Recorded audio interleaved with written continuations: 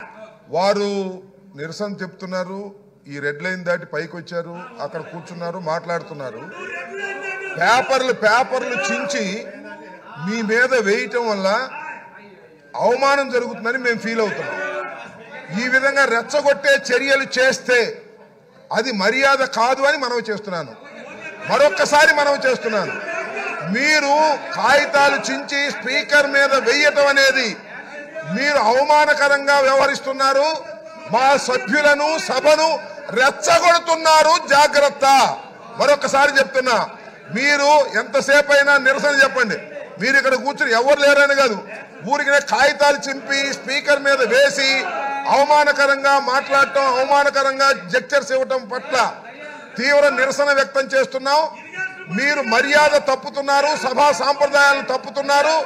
ఇలా సభా సాంప్రదాయాలు తప్పితే మేము కూడా తప్పవలసి ఉంటుంది అనేది గుర్తుపెట్టుకోండి. కాగితాలు చించి ఆ పుస్తకాలు చించి మీరు వేసేటటువంటి ప్రయత్నం చేస్తున్నారు. ఇది మర్యాద కాదు. అసలు మీరు సభలో ఉండదలుచుకున్నారా, వెళ్ళదలుచుకున్నారా? వెళ్ళదలుచుకుంటే చెప్పండి, మీ అంతటా మీరు వెళ్ళండి. ఒకటి లేదు, సస్పెండ్ చేయించుకుంటారా చేయించుకోండి, లేదు అలా కూడా వెళ్ళరు, మార్షల్ తో నెట్టించుకుంటారా నెట్టించుకోండి. Options are yours. అంతే తప్ప ప్రతిసారి అడ్డం వచ్చి కాగితాలు చింపి, అక్కడ ఉన్నటువంటి అమూల్యమైనటువంటి కాగితాలు చింపి మీరు స్పీకర్ మీద వేయటాన్ని మేము నిరసిస్తున్నాం. అది తప్పుపడుతున్నాం, అది సాంప్రదాయం కాదని చెప్తున్నాం.